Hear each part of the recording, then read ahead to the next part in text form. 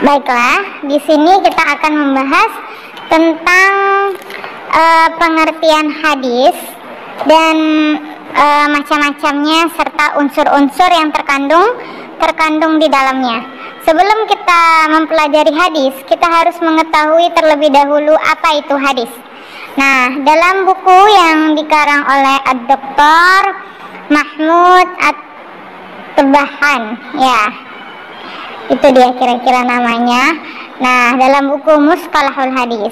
Nah, jadi di sini dikatakan bahwa al-hadis lughah al-jadid, yaitu lawan al-jadid apa? Lawan al-jadid adalah al-qadim. Jadid artinya baru. Itu serta secara lughah, secara bahasa, ya. Kemudian secara istilah, hadis adalah ma'udif ilan nabi sallallahu alaihi wasallam min qauli au fi'li au takriri au sifah. Jadi adalah sesuatu yang disandarkan kepada Nabi sallallahu alaihi wasallam min qauli au fi'li, dari perkataan, perbuatan, au takriri, pengakuan atau persetujuan, au sifah, dan dari sifat. Itu dia pengertian hadis dari sisi lughawi dan istilahi.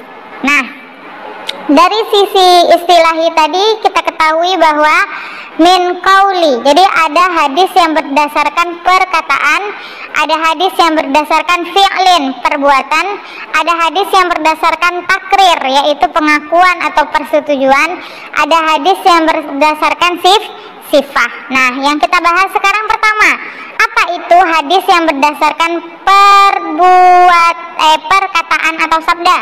Nah, hadis yang perkataan itu yaitu hadis yang langsung diutarakan oleh Rasulullah Shallallahu Alaihi Wasallam, atau Rasulullah langsung berbicara, begitu ya. Nah, itu hadisnya contohnya apa? Contohnya adalah, kita ambil contoh hadis yang pendek ya, yang diriwayatkan oleh Bukhari dan Muslim.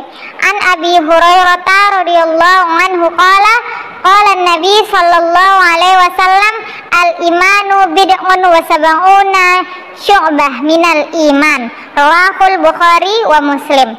Dari Abu Hurairah berkata, telah bersabda Nabi sallallahu alaihi wasallam, iman itu ada 70 cabang, dan malu itu satu cabang dari iman. Nah, ini contoh dari hadis qauli. Nah, bagaimana dengan hadis fi'li? Nah, hadis fi'li adalah hadis yang berupa perbuatan. Contohnya adalah yang diriwayatkan oleh Bukhari juga. An Jabir radhiyallahu anhu qala kana Rasulullah sallallahu alaihi wasallam yusalli ala rahilatihi haitsu tawajjahat bihi fa idza arada al-fariidah nazala fastaqbala al-qiblah. Dari Jabir radhiyallahu anhu berkata, adalah Rasulullah Shallallahu Alaihi Wasallam salat di atas kendaraannya, kemana saja arah kendaraannya itu menghadap. Maka apabila beliau hendak salat fardu, beliau turun dari kendaraannya, kemudian salat menghadap ke arah kiblat. Nah, itu dia hadis yang berupa perbuatan. Nah, selanjutnya hadis yang berupa takrir, ya, au takriri, yaitu pengakuan. Apa yang dimaksud takrir? Takrir atau pengakuan Nabi ialah apabila Nabi mendiamkan atas perbuatan atau perkataan yang dilakukan oleh sahabat. Misalnya, pada suatu ketika Nabi bersama Khalid bin Walid berada dalam suatu jamuan makan yang dihidangkan daging biawak. Nabi tidak menegur atas adanya jamuan dari daging biawak tersebut, dan tak kala Nabi dipersilahkan untuk memakannya, beliau bersabda, la walakin lam yakun bi ardi qaumi fajiduni a'afu. Maafkan, berhubung binatang ini tidak terdapat di kampung kaumku, aku tidak memakannya. Qala Khalid, Nah, berkata Khalid, fajtazastuhu fa'akaltuhu wa Rasulullah sallallahu alaihi wasallam yanzuru ilayya. Kata Khalid, segera aku memotongnya dan memakannya, sedangkan Rasulullah melihat padaku. Nah, ini dia contoh berupa takrir atau hadis pengakuan. Kemudian yang D, yaitu selanjutnya hadis tentang sifat, yaitu keadaan Nabi, ya. Jadi yang A tadi hadis qauli, yang B hadis fi'li, yang C hadis takrir, yang D hadis sifat, kan au sifatin katanya. Nah, hadis tentang sifat ini contohnya apa? Contohnya itu hadis yang tentang menggambarkan bagaimana paras dan bentuk Rasulullah Shallallahu Alaihi Wasallam. Nah, jadi diriwayatkan oleh Bukhari dan Muslim an Anas bin Malik radhiyallahu anhu qala kana sya'ru Rasulullah Shallallahu Alaihi Wasallam rajulan laisa bisabti walal ja'di baina uzunaihi wa atikihi.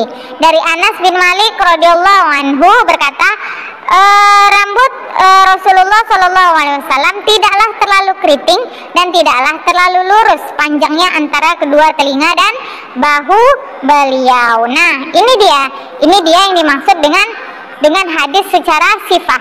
Jadi definisi hadis tadi ada secara qauli, nah yang telah kita sebutkan contohnya, kemudian secara fi'li, kemudian secara takriri, dan kemudian secara sifat. Nah, itu dia tentang makna hadis. Nah, jadi hadis tersebut adalah ada secara fi'li, qauli, secara sifat, dan secara takriri. Nah, itu dia maksud dari hadis. Nah, setelah hadis itu kita akan berbicara lagi tentang rawi. Nah, apa itu rawi? Rawi yaitu yang adalah orang yang menyampaikan atau menuliskan dalam suatu kitab apa yang pernah didengar atau diterimanya dari seorang guru. Bentuk jamaknya ruwat. Perbuatan menyampaikan hadis tersebut dinamakan merawi atau meriwayatkan hadis. Nah, itu rawi. Nah, jadi hadis itu ada 3 unsur. Yang pertama adalah rawi. Nah, yang kedua apa? Kedua adalah sanad. Apa itu sanad?